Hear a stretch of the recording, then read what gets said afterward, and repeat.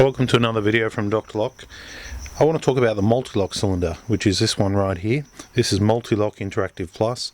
Now this one we had here on a job and it basically played up. What happened was you couldn't put the key all the way in, and I went out there and I got it open and had a look, and the funny thing is it doesn't matter how old a locksmith you are, you can always learn something new.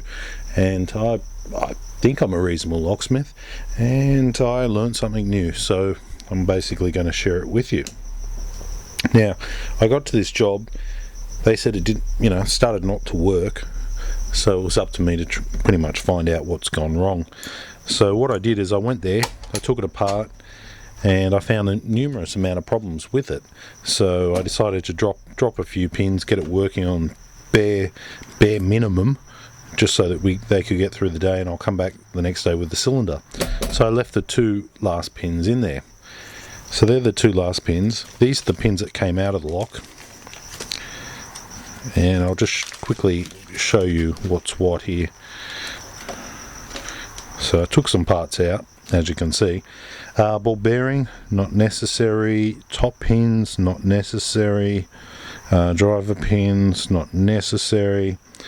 What we really want to look at is these first pins here. And I'll get my pliers and I'll see if I can show you what's kind of going on there.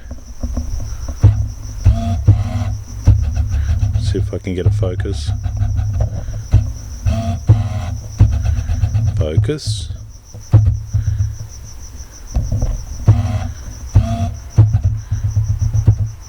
Okay, sorry about that.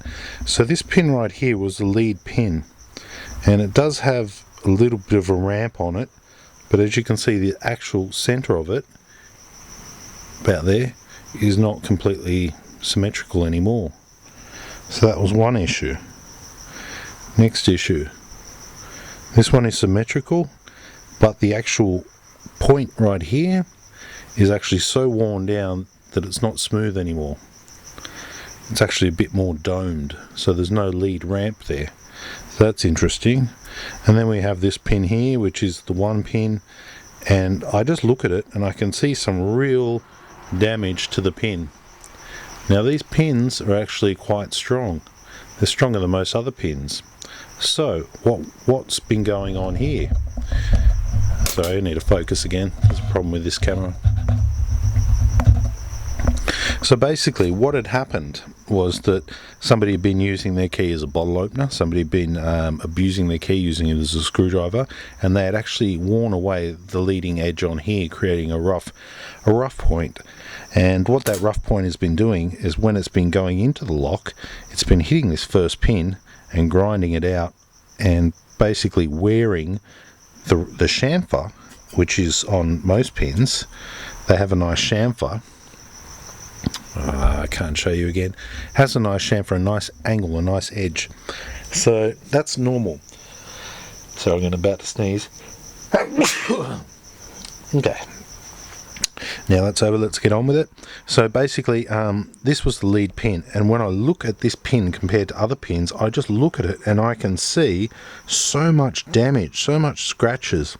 The thing's not symmetrical anymore for the inner pins, and it's just like worn and scratched.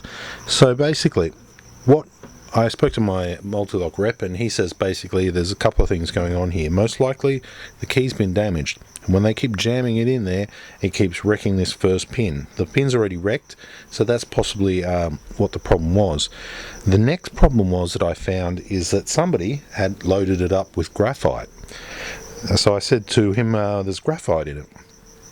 He says, did you put it in there? I said, no, I wouldn't put graphite in, because there's a special lubricant we use, very similar to Easy Glide. It's like a spray lubricant. It's not like a powder.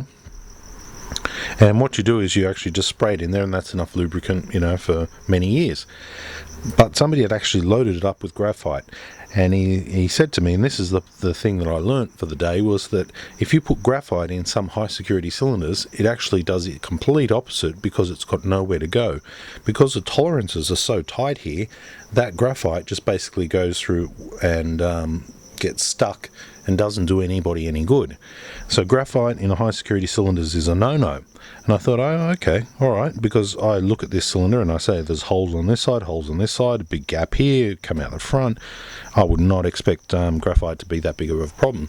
But he says, no, graphite in Mul-T-Lock cylinders is a no-no. You just don't do it. It's not going to fix anything. So no graphite in high security cylinders. But what I'd learned from this is that damaged keys, these keys, when they use them as bottle openers, when they use them as little screwdrivers, or to open up a little cabinet or whatever, basically damaging the key. This lead edge right here needs to be good. This very fine little one right here needs to be good.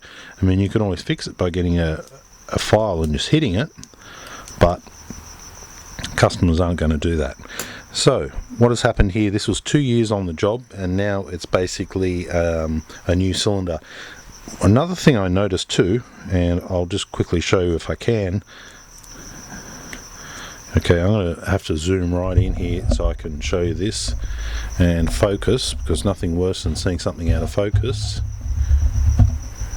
Okay, so I've put a pin in there. I go to put my key in. I can't get that key to move. So that was the first pin, and that was the actual problem. People could not get their keys in. So I can just look at that and say that's a B. So I drop a new B in there, and it slides in there perfectly. So moral to the story is, if you don't look after your keys, it's going to actually wear the pins, like this one here. And if it wears the pins, it can distort them, then you won't be able to get your key into it. Second moral of the story is, you always learn something new. And this time round I learned that graphite was not a good thing to put into high security cylinders. I never put it into high security cylinders anyway, but that's one of the things, especially abloys and Mul-T-Lock. So bad keys can stop it working. Thanks for watching.